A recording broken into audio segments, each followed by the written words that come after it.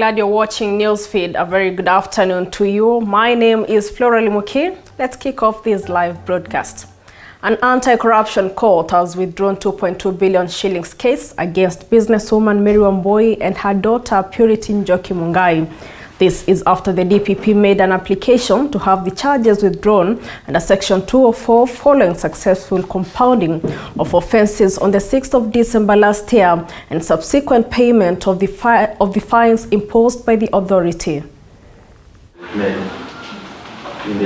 Representing the complainant, that is Terry, and he is ready to be examined on the contents of the said letter and the withdrawal under Section 204 of the Criminal Procedure Code.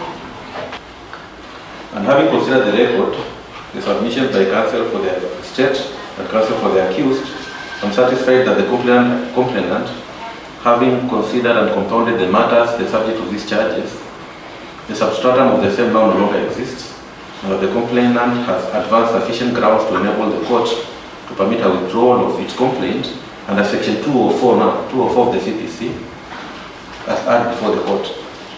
As such, the court hereby agrees that the complaint hereof be marked withdrawn under Section 204 CPC, and that in terms of that section, each of the accused persons be now acquitted of the charges hereof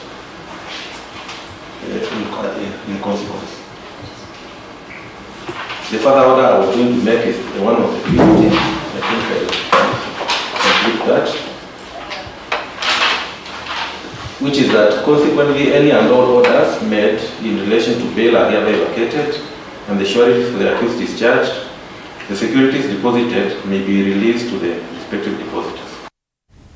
Former Commissioner General of Prisons Isaiah Missouri Osugo has passed away. According to a family spokesperson, Commissioner Osugo died in Nairobi Hospital on Monday night after short illness. He retired in 2019. Osugo was a police officer who served in various positions. In 2008, he was removed from the National Police Service when he was the Nairobi Regional Criminal Investigations Officer and named as the Commissioner of Prisons at the time. Officers and prison officers mourned his death, calling him a humble officer who dedicated to changing many.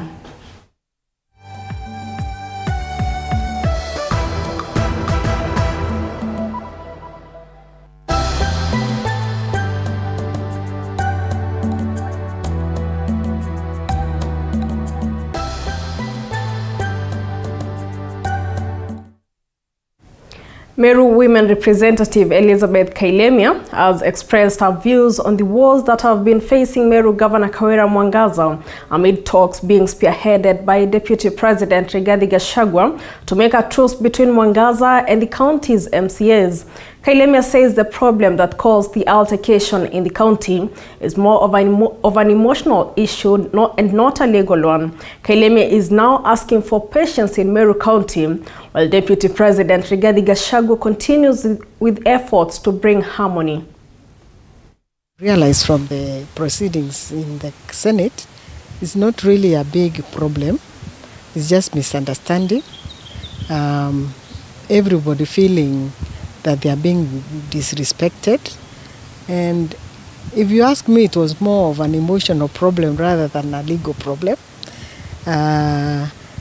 Because initially, everything was okay. We are all okay. The governor and the MCA were talking well. They didn't have any issue. But the issue came when the MCs felt disrespected. Well, the governor went in their area of jurisdiction, which is the ward, and giving directives to every other person other than the member of county assembly. Our deputy president is going to talk to our governor, and they'll have a chat, as I've said. Thereafter, you call the two functions, let them say, this one said this, is it true? Can you change? And I'm not seeing any problem really. It's something not so big because now, after all this, I think we have all thought hard and we have looked at our pros and cons. So it depends now whether each one of us wants to go on, the two functions. Matetani Senior Chief Bedwell Kingele has been arraigned in Kangundo Law Court for charges of assaulting Winnie Mutindi on May 27, 2022 at his office. According to the prosecution, Kingele assaulted her for reasons not known to her, and she was treated at Kangundo Level 5 Hospital. Appearing before Senior Resident Magistrate Mother Opanga, Kingele has denied the allegations and was ordered to pay a bond of 5,000 shillings. Senior Chief Kingele is facing other cases in same court. Last month, he was before the same court for keeping relief food at his home illegally and is expected to be arraigned in the same court on 12th of this month for hearing.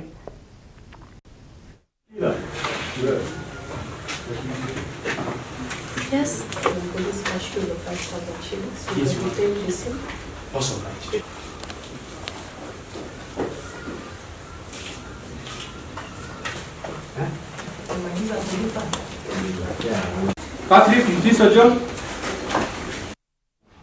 Residents of Gatundu North in Kiambu County have raised concerns over the poor state of Gatukuyu Kairi Matara Road, saying it has caused them huge losses. Led by Ephantas Washuru, road users say over 50,000 farmers who use it to transport tea, coffee, milk, avocado and maize, among other crops, have been incurring huge losses and more cost in repairs for damages on their vehicles occasioned by the deplorable state of the road. Road users also say there are no road signs and it also has unmarked bumps, causing an increase in accidents.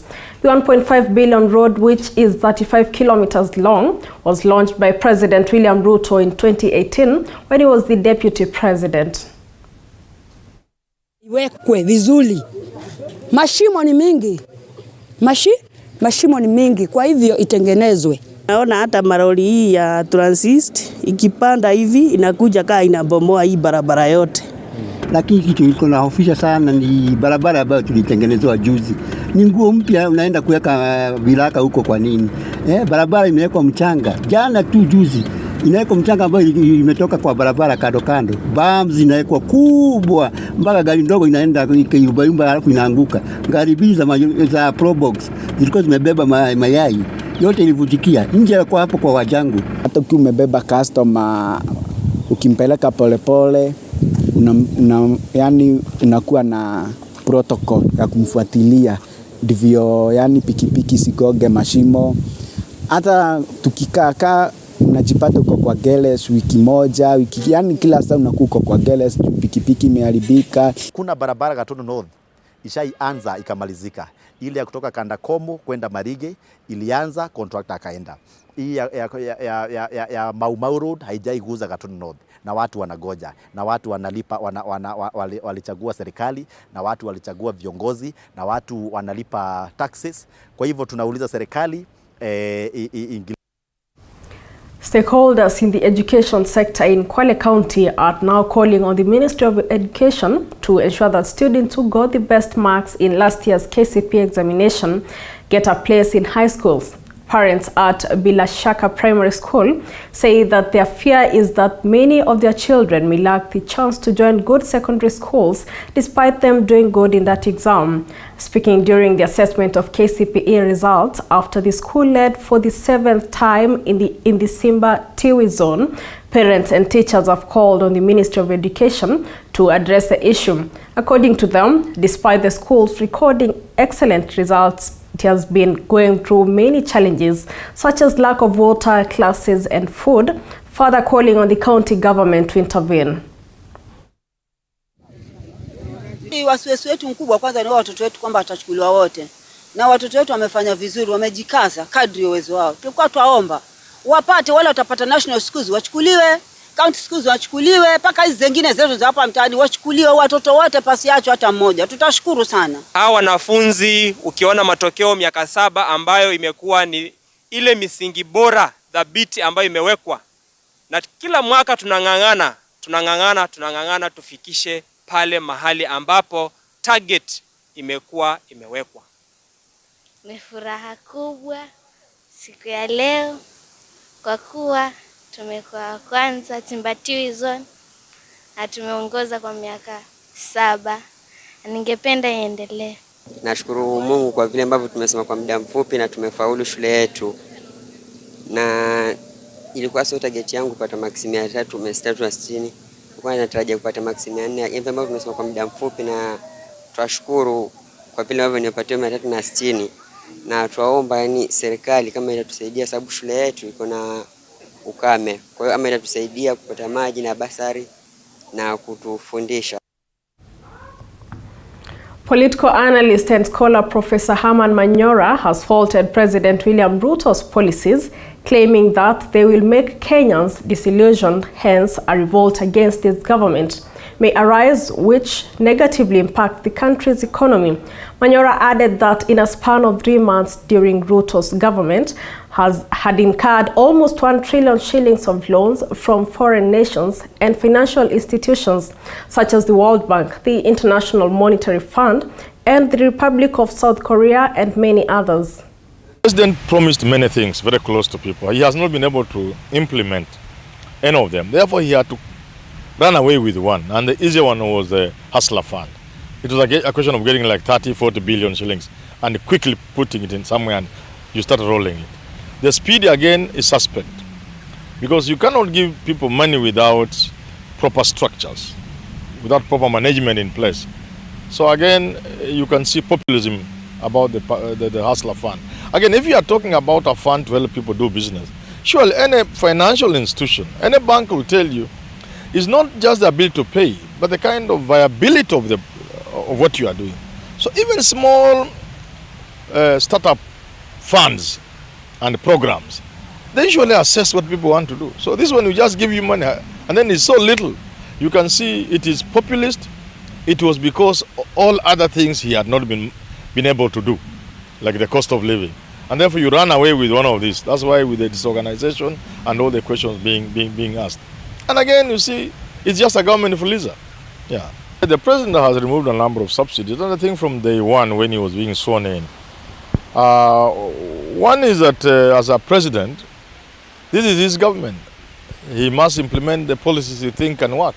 If removing subsidies is a policy measure he thinks can work, then we have to give him time to implement those measures, those policy measures. But again, there are those who believe this is IMF in control. Yeah. Especially because of the speed with which that has been done, and also because the suffering that the subsidies were supposed to be kind of alleviating, kind of mitigating the suffering of Kenyans. So even if at policy level you didn't agree with subsidies, like for example, I don't agree with subsidies, you will need to take into consideration the suffering of Kenyans, and therefore, even as you aim to remove the subsidies, that will be long term. But to the extent that it came so fast, some people are reading mischief into it. And for the second day, Kiambu members of County Assembly have camped in the office of Governor Paul Kimani Wamatangi, asking him to explain to them how his Wamatangi Foundation is working and getting involved in development projects without involving them.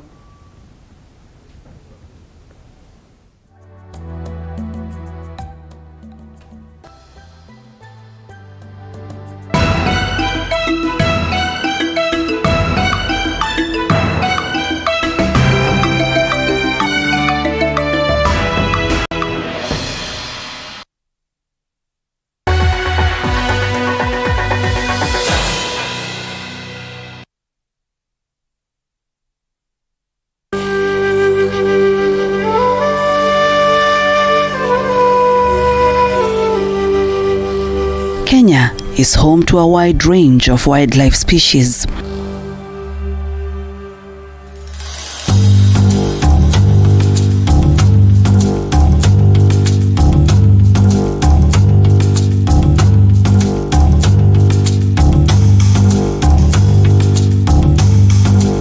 Join us as we get to learn more about the diverse species and the people who protect them. When approaching a black rhino, you have to be very, very careful because it charges very fast. You can never outrun a black rhino. We were struggling to fight with the poachers against the elephant. The concern is about the conflict. Only here on TV 47 Wildlife.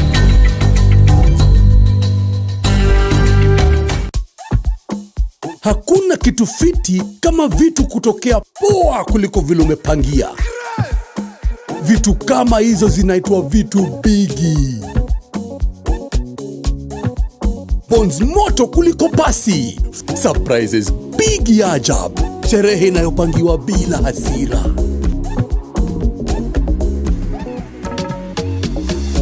Krisini bigi na inachacha on GOtv. Lipia subscription yako leo na upate upgrade free.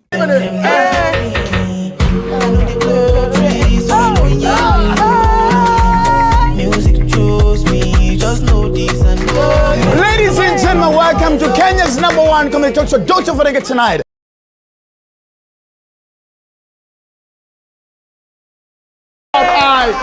Prince of Mohammed.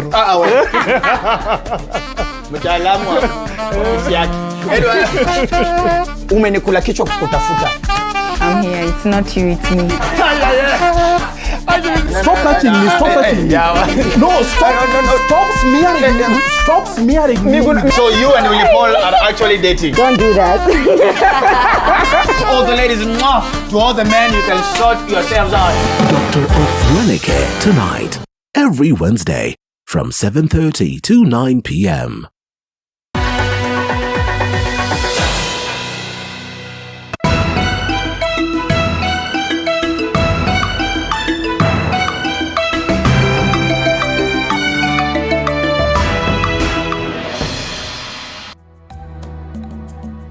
Welcome back, and to a story we had earlier. For the second day, Kiambu member of County Assembly have camped in the office of Governor Paul Kimani Wamatangi, asking him to explain to them how his Wamatangi Foundation is working and getting involved in development projects without involving them. Currently, it is alleged that the meeting between MCAs and the governor to discuss the issues raised is ongoing.